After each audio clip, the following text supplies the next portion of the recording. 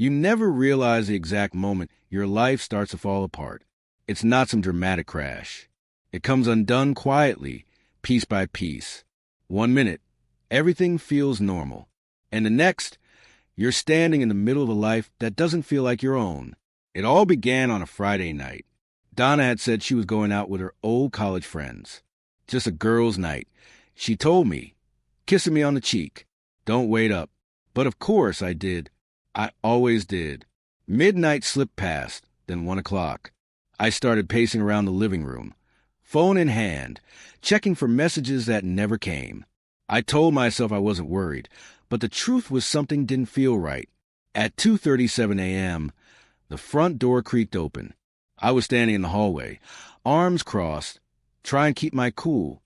When I saw her, something inside me shifted. Donna looked like she'd been through a war. Her hair was a mess, her makeup smeared. One heel dangled from her hand. The strap of her dress was twisted and stretched like it had been pulled. Her eyes were glassy.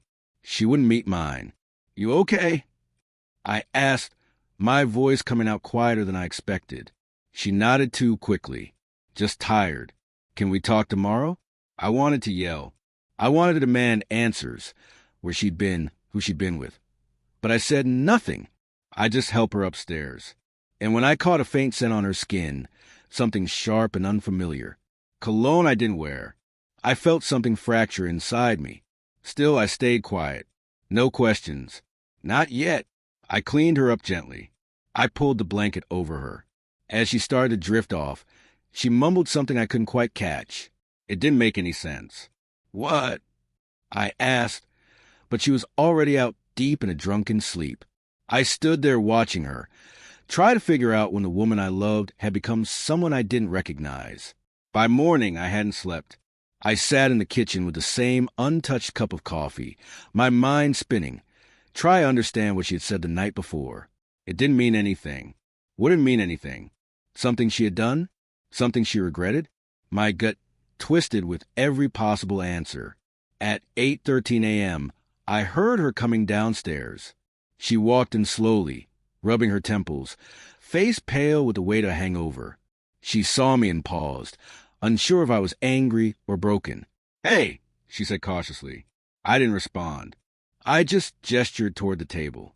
Her heels were there, muddy, scratched. Next to them, the necklace she'd worn was broken. A bead was missing. I'd found it in her purse, cracked as if it had been stepped on. She followed my eyes and went pale. Then she flushed. "Liam, I know how this looks," she began. "Do you even remember what you said last night?" I interrupted, keeping my voice steady. She blinked, trying to piece the night together. Then she sat down, rubbing her forehead. We went downtown, me, Tasha, and the others. I drank way too much. Tasha said I fell outside the Uber, dropped my bag. That's probably when the necklace broke. I said nothing. "And the dress?" I asked. "It looked like someone tried to tear it off you." She hesitated. I don't know. Maybe when I fell or someone bumped into me at the club. It was crowded. People were drunk. It gets rough sometimes." She was talking quickly now, trying to cover every crack in the story.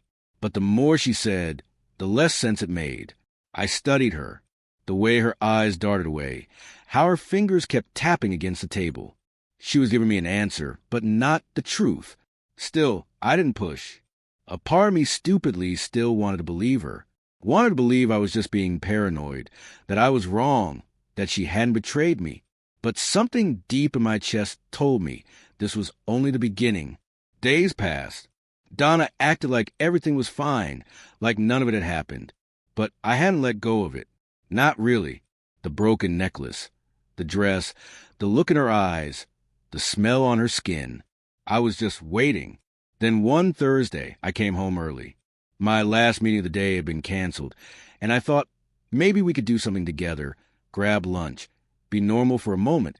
But her car was already in the driveway. I walked in quietly. The house was still, except for the faint thud of footsteps upstairs. Then I heard her voice. She was on the phone, laughing, easy, carefree, like she had no idea her world was full of cracks. I moved up the stairs and stopped just short of the landing. The bedroom door was half closed. God, Ashley, it was wild, Donna was saying, still laughing. I didn't even plan on anything happening. But after a few drinks, I don't know. It just happened. There was a pause. Then her voice changed, low, excited. I didn't expect him to be that good. He's a machine. I mean, the way he took control, the confidence. Damn, he knew what he was doing. I froze. My jaw clenched so tightly I felt it click. She kept going, still laughing, still unaware. It was supposed to be a one-time thing. Just one night. But honestly, I needed it. Liam's a good guy. He is. But he doesn't see me anymore. Not like Aaron does. Aaron, a name. Finally, she sighed, dreamy, breathless. I already told him I'm coming tomorrow night. He booked the room again. Same place, same time, and you better believe I'm not backing out this time. She wasn't sorry. Not even close. No remorse, no conflict, just excitement. I stood there, gripping the railing, my heart thudding in my ears. Every word she said cut deeper than the last. I should have barged in. Should have made her face me. Made her say it to my face. But I didn't. I turned and walked back down the stairs one slow step at a time. Because now I knew. I knew. And knowing that silent cutting clarity meant more than any outburst ever could. She hadn't just cheated. She chose it. She planned it. She was never lost or confused or hurting. She was alive in it. So right there at the foot of the stairs, I made my decision. No yelling. No begging for honesty. I gather every piece of the truth and let it bury her. Later that night, after Donna fell asleep beside me, I crossed a line I never thought I would. I went through her phone. Her passcode was the same. She probably didn't think I'd ever dare to look. The first thing I saw was a message thread labeled Aaron. I opened it. Dozens of texts. Nothing graphic. She was too clever for that, but the intent was loud and clear. You looked incredible that night. Still thinking about you, he wrote. Tomorrow can't come soon enough. I've been counting the hours, she answered. I stared at the screen, chest hollowed out, pulse like thunder in my ears. I needed to know who this man was. His full name was right there in her contacts. A quick search told me the rest. Social media laid it out like a confession. Aaron was married. His wife's name was Emma. They had 2 kids, a boy and a little girl. His profile was full of happy family snapshots, lakeside vacations, birthdays, Halloween costumes. He looked like the picture of commitment.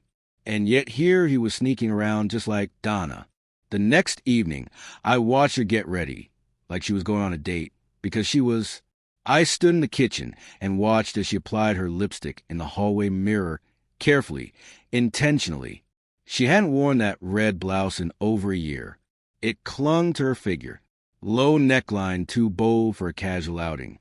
That was a blouse for being seen. Her heels clicked across the hardwood. She grabbed her purse.